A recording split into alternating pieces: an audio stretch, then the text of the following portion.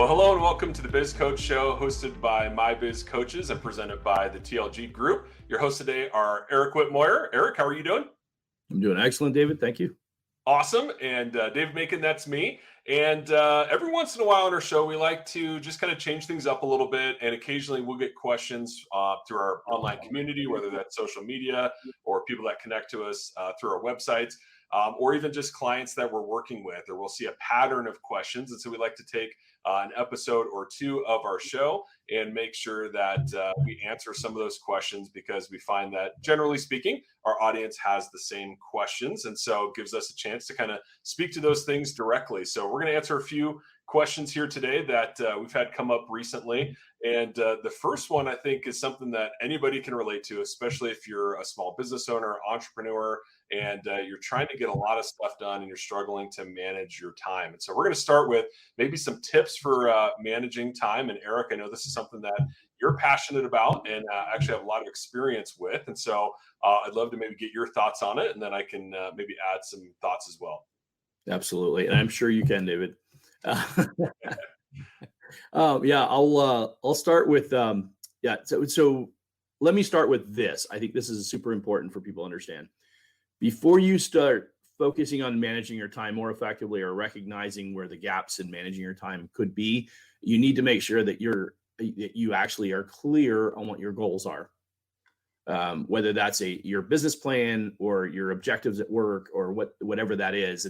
And I mean, time management isn't just about managing your personal time versus your work time or whatever. It's all inclusive anymore today, the way that we are, particularly people that work from home, and certainly for business owners, right? But that affects everybody in the same way, in the sense that you have to carve out time for everything, which means you need to allocate that appropriately. And the way that you do that is by being super clear on what your goals are. When you're very clear on what your goals are, then you can prioritize accordingly and allocate appropriate time for those particular goals. That makes a huge difference, because what typically happens, things that are super important to you kind of get pushed to the wayside, right? Because it's important to you. It may not necessarily be important to the family.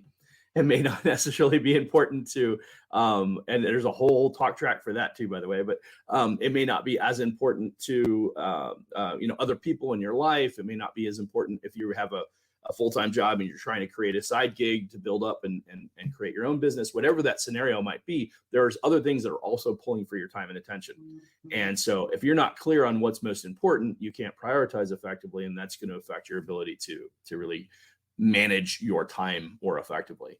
I've also, and that's probably a super high level start, but when you're clear on your goals, it's easier to prioritize, and then you can actually allocate accordingly. Those are really important. Yeah. No, I think you're spot on. And it's funny, when I do presentations on this or do any training on it, that's one of the things I'll usually say is, everybody talks about time management, but really what they're talking about is priority management, right? You're not going to create additional time in your day, right? There's no time machine. There's no, time stone for the Marvel fans where you can adjust time. So it's just like, we all have the same hours, but what allows you to manage your time more effectively is by aligning what you're doing to the goals that you have. So I think, you definitely hit the nail on the head. And I think just one other thing I'd add is, there's no kind of silver bullet for time management, at least in my experience, and you may feel differently, but there's no kind of one size fits all approach. There's lots of strategies, there's specific tactics that work well, and everybody needs to have a baseline understanding of. But what works well for me may not work well for you or for somebody else. Some people work really well with physical planners and paper, and other people it's got to be all digital, and some like a bit of both, and one program or one planner or one journal, right? It's all over the board. So I think it's just important to understand what are the core concepts that help people manage their time and priorities more effectively, and then find a way to exercise those tactics in a way that works for you. But you have to understand yourself, and if you're struggling with that, that's where working with a coach, somebody that could come alongside you and says, hey, I'm noticing this and this, why don't we try this, or let's try structuring our day this way, or let's try this tool to help you manage your time. Because you really need to know yourself to be able to adopt those strategies that are going to work best for you and the goals that you have. Absolutely. And I would add, in addition to that, when you're talking about the prioritization, you mentioned, and you literally said it best, is at the end of the day, it's not time management it's time prioritization, right? It's Yeah. getting the stuff that's most important done first, so you can, if for lack of a better term, check it off the list if that's the kind of person that you are. But the most important things, are getting done first, so that the rest of the stuff filters in. And that actually brings up, my favorite, the Eisenhower principle, Yeah. which was later popularized by Covey, which is Yep. the time management quadrant. But Eisenhower's quote was, "I have two kinds of problems: the urgent and the important. The urgent are not important. The important are never urgent." Mhm. And so it literally just kind of speaks to that whole idea. If I put the most important things first, they're not typically urgent. They're not going to command my immediate time right now, but it's super important to move my goals forward. It's super Yeah. important to move my career forward. It's super important for my to maintain my relationship with my family. Whatever it is, those are super important things. If those are that important to you, then you put them in the calendar first. Yeah. You make sure that they get done. And as you know, I've been an avid person about getting up early. Getting up early, get your day started early. I don't necessarily prescribe to 3 a.m. although once in a while that's where I find myself.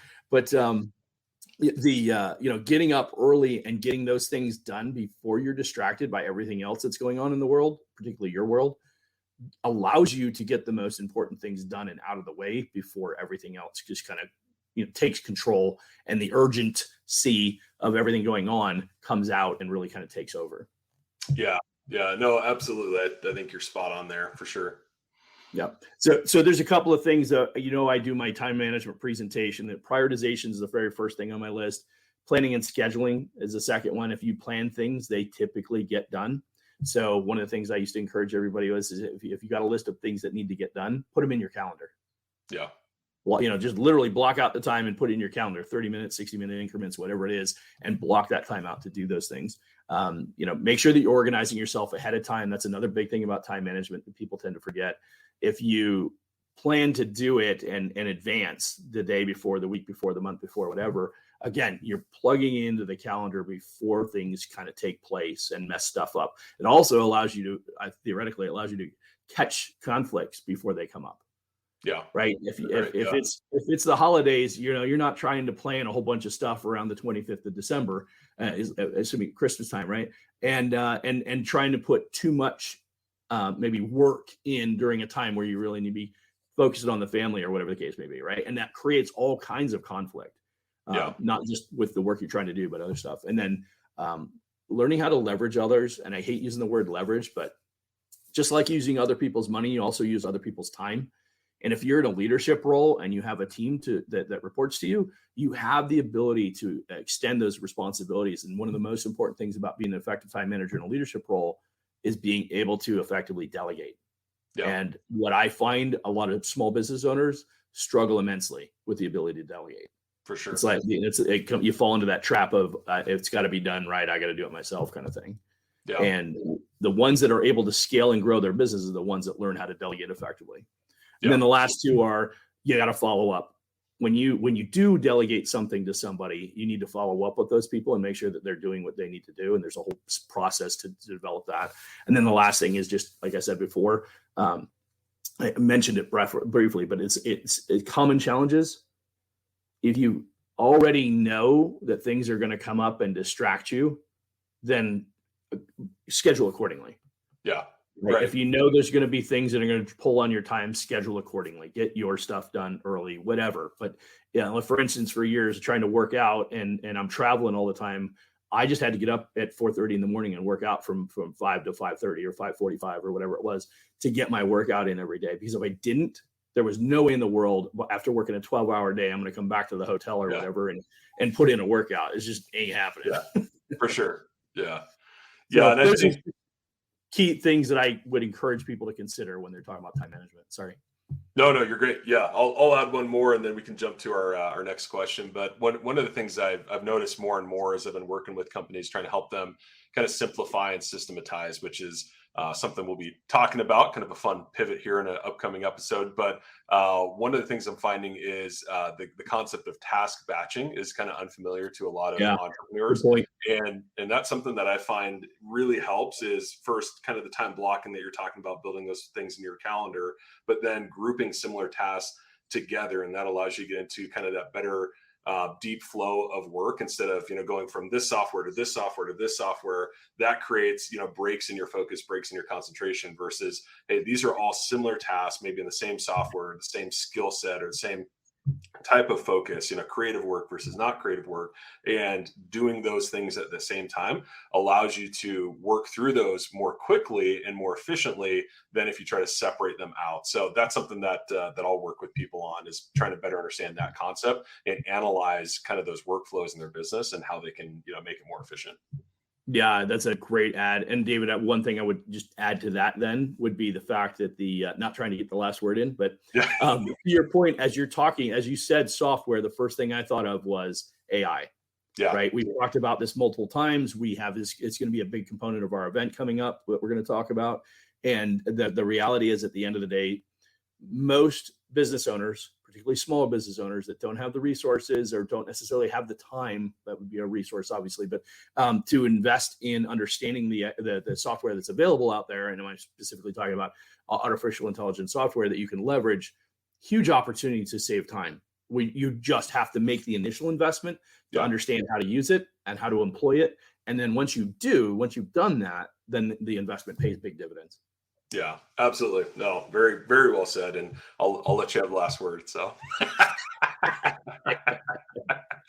awesome. Well, let's jump to our second question here. And this is something I think everybody can relate to as well, is, they wrote in saying they're struggling to find good employees and what am I doing wrong? And I think that's, you may or may not be doing something wrong. Maybe I'll start with. That's just going to say, that's exactly right.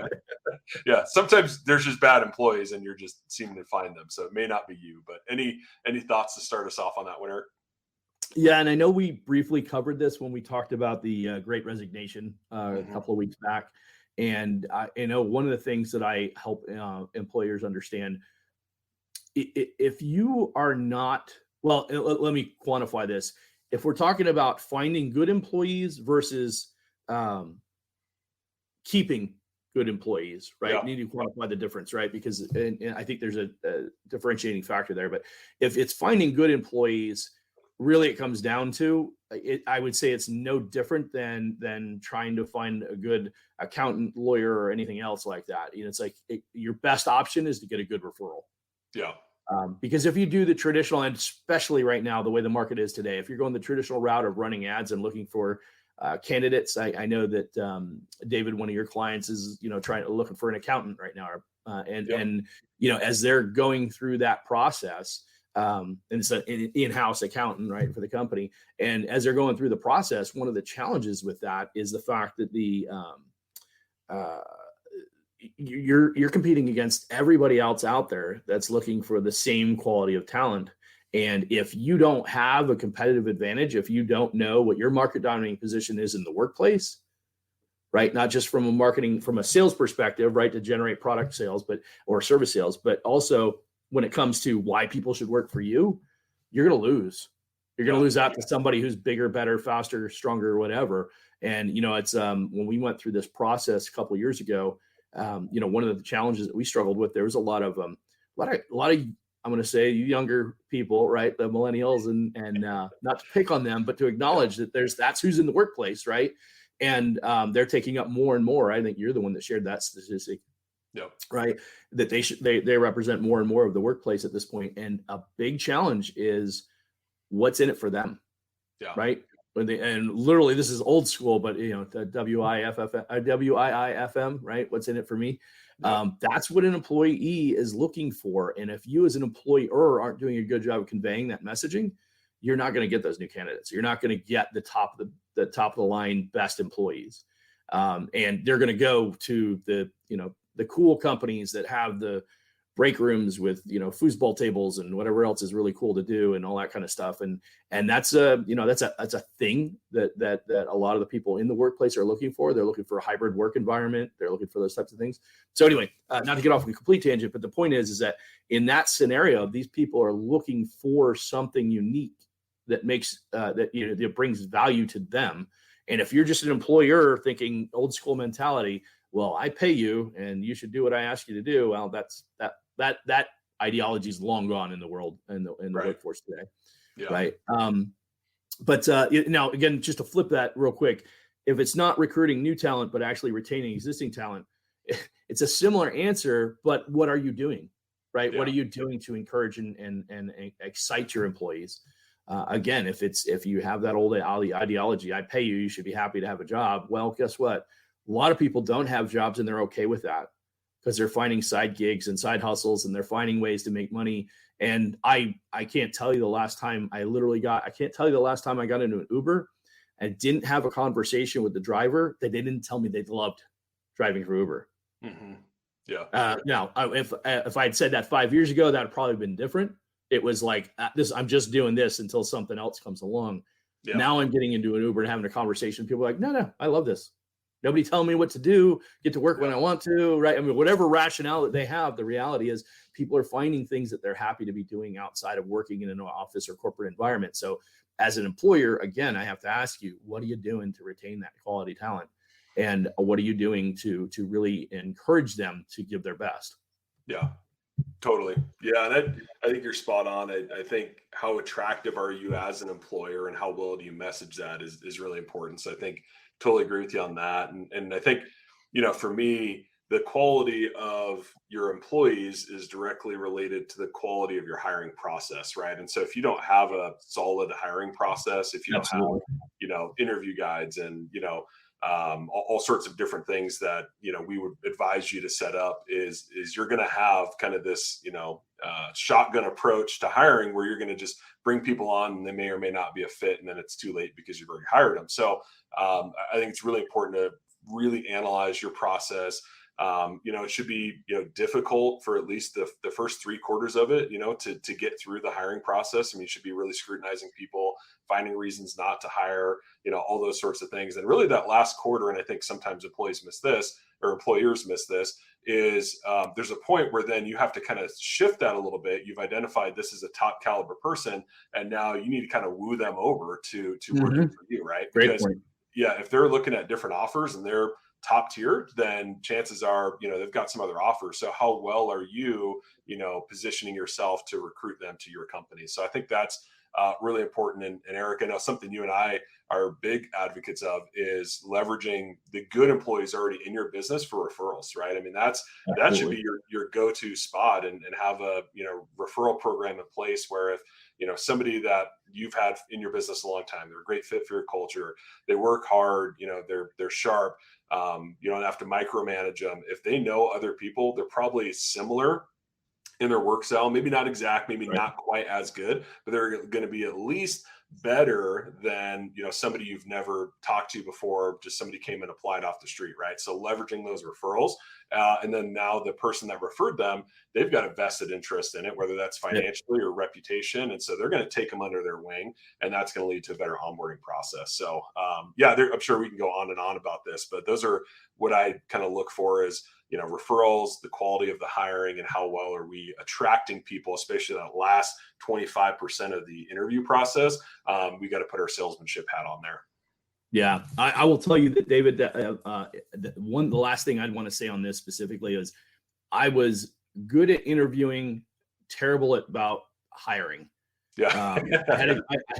Early in my career, I was really good at interviewing, terrible about the hire process, because I am by nature, my personality is I'm pulling for the underdog.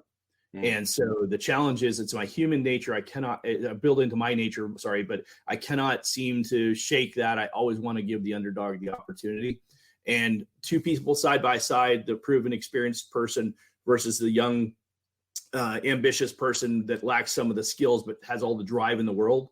And I literally, one of the things that I coined in my interviews in my early days, I'm going to say my early 30s, mid 30s, probably, was, I can't teach drive and ambition. I can't teach you to drag your butt out of bed every day. But if you can show up, if you can give me the drive and ambition, I'll teach you all the tools to be successful to make you, 100,000 a year or whatever it is you want to do. Yeah. And I believed that wholeheartedly. The entire 20 some odd years I was in the wireless industry, I wholeheartedly believed that. The challenge was that I didn't have a good vetting process until the back half of my career, which we created at our last employer. And during that time, that was a big piece. It really made a big difference. And we made it harder for people to get into our hiring process, right? Not just get into the hiring process, but more specifically to get through the hiring process, to your point earlier. And then it was kind of like, then it was a game changer, right? Because now you take that ambitious person and you make them do a few things that really kind of challenge them beyond their what another company might do. And it was like, ooh, well, I want to know more about this now. Yeah. This is interesting. Why? Well, some people had a negative attitude. They're like, why are they making me read this chapter of a book? And they're not even giving me the book. And I was like, yeah, that's part of the interview, right? And I will tell you that when I changed my attitude towards that, it changed everything about our interviewing and more specifically our recruiting and hiring process, because now all of a sudden it was a privilege to work for us and we treated it like a privilege. Yeah. And when we did that, it was a game changer. Then it wasn't hard to find people, but it does take time. It takes effort to kind of create that process, to your point earlier. And more specifically, it takes discipline to stick to it, even when you're running shorthanded and you feel like you need to make that knee-jerk decision to hire somebody to fill the gap. Yeah. When you stick to it, you're able to really make it pay dividends long term.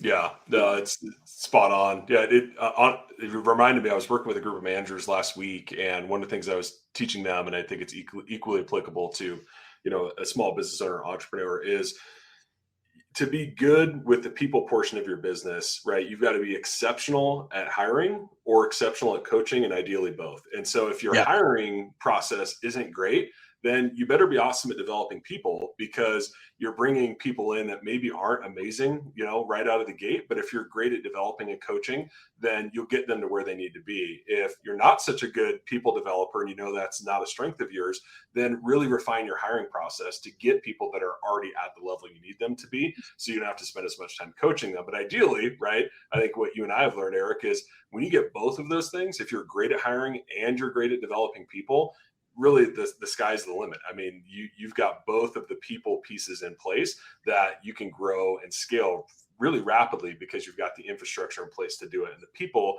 that are going to help you get there. Absolutely. So cool. Okay. Well, let's jump to our next one. And this is an interesting one. I'd love to know the context behind this question, but how should I approach working with an attorney? So Eric, I know you've got some good experience with this, and good and bad. yeah, good and bad. I wasn't going to go there, but you said it. Yeah, exactly. And bad for multiple reasons too. Not always bad because of me. No, so great question. Honestly, it's ironic. As you know, one of the goals at My Biz Coaches is we not just provide the coaching, but we also provide the professional introductions to key power partners within organizations that you may particularly smaller businesses you don't have an attorney on in your Rolodex, on retainer. You likely the first time you have to get a lawyer, when you go to get a lawyer, it's usually the first time, or at least first time for that particular reason. And going through that process can be super challenging. I would mention that the first and foremost is that just like we mentioned with interviewing employees, you need to interview your lawyers. There are like any category of business or any category of service provider out there are good and bad. And I'm going to tell you 100% is the 80-20 principle. You are going to have to do 5 interviews to find one good corporate lawyer, business lawyer that you want to work with. And even then, the challenge is if you have an HR issue that you're dealing with, that's not necessarily the same lawyer that's going to help you with your contracting or your document preparation, or your if you're creating legal documents or contracts or whatever. Or if you're doing your HR lawyer can help you with your employee legal documents and stuff like that. But if you're acquiring a business, that's another good one. That's a whole different strategy of lawyer or concept of lawyer that you want. So my point being is that you really, one, you need to identify specifically what the need of your particular lawyer is, and then you got to interview. Now you would say, okay, well, that's great, Eric, except I have no idea what questions to ask. And that's a valid point. And I will tell you from experience, what I learned is, in our culture, there's a tendency to take people in roles like accountants, lawyers. And for those of you who are accountants and lawyers, and this rubs you, I apologize, but the reality is it's the truth. There are a lot of people out there that have that distinction that aren't really good at what they do. And, or to be fair to them, it may not necessarily that not good at what they do. Maybe they're no longer happy doing it. Maybe they only want to do a certain component of it. I don't know what it is, but I will tell you that in my experience has been when you have, for instance, and I'll turn for a second just up to an accountant. You have accountants that do tax preparation, then you have accountants that do strategic planning and budgeting analysis and all that kind of stuff, which is what I strongly encourage all of my business owners to have, so that they can make good, intelligent financial decisions. It's the same thing when it comes to a lawyer, right? There's lawyers that are really good at certain disciplines of the business. Once you've structured your business as an LLC with, an S corp designation or whatever it is that you're trying to accomplish, that's not necessary anymore. But that's pretty straightforward, generally speaking. Doesn't take a lot of analysis to figure that out. But you start moving into more of I need to build a corporate, I'm sorry, not corporate, but a legal document to develop a partnership, or like I said, do an acquisition or something like that, or I need somebody to advise me on HR law or something like that. These are all people that they if they're really good at what they do, they're going to be hard to find. So sorry to break that bubble, but the reality is they're going to be hard to find. In addition to that, I would encourage you. So I said, I don't know, Eric, great, but I don't know what to ask. You do know what to ask. The question I'm going to challenge you with, or the piece that I would challenge you with, is that you know what you need to ask, because it's already bringing in your brain. That's why you said, I need to get a lawyer. That's why I got to call somebody and ask somebody's advice, their professional advice. So you know what you need to ask. The better question is, or better point is, are you willing to be disciplined enough in your questioning to get a good, solid answer that makes sense to you and makes sense for your business? Or are you just going to take the de facto, oh, this is what we do, this is how we do it, whatever. I don't, if you follow the logic on that. But the reality is that that is where I think people mess up. We again, going back to my point, we put them on such a pedestal. You sit down with a lawyer and they're like, oh yeah, we do this and this and this. Well, that, if you don't know legalese, that's their canned phrase for everybody. Right. And now, when the lawyer is asking you questions, very specific questions about your particular scenario, that's when you've got a better lawyer, because they're asking you very specific questions about your circumstance. A lot of people are more than happy to just take the retainer and run with it, and they'll go through the steps that they need to go through. But what you really need is you need somebody who's going to get in there and they really understand your business and where the gaps might be. And so when somebody approaches you like a coach, a lawyer would approach the situation like a coach and ask good, intelligent questions that challenge you in your thinking. That's when you found a good lawyer. Yeah, I love it. That's great insight. Yeah, and I think honestly, the only thing I would say, just to add on to it, slightly different though, is we talk about the importance of building a network of other business owners. Absolutely. And I think that's something that I would look for is, hey, I remember, so-and-so, they had a similar problem in their business. And I'm curious, did they work with an attorney to solve it? What was their experience like? And if it was good, then, I can then get an introduction to the attorney or reach out Absolutely. to them, and follow up. So I think that's something else that I think is important, whether it's, attorney, bookkeeping, is, get real experiences from people in your network, and then, follow up on the good ones, right? If they're bad, be like, okay, yeah, it sounds like it was a worse situation than when you started. I think I'm going to avoid that attorney versus services. Yeah, They made it really exactly. easy. To your point, they took time to understand my specific needs. They were really communicative, right? All those sorts of things. That's somebody I want to reach out to. So yeah, I think everything you said, and ask around your network, and maybe somebody hasn't had that specific experience, then go through the vetting process. Yeah. The only caveat I add there, David, is absolutely use your referral sources, because that's key first and foremost. I always mention that. But don't take the referral at face value. Yeah, true. Right? That relationship that other person had may or may not be a fit for your business, your Very true. situation, your personality, their personality, whatever the case may be. Yeah. And then I've just thought about it as we were talking, but fee structure. Yeah. Do not be afraid to ask right up front, what's your fee structure, and be clear. Like, okay, if you know that this, like for instance, this is where you need a coach, quite honestly, or somebody to walk you through this process.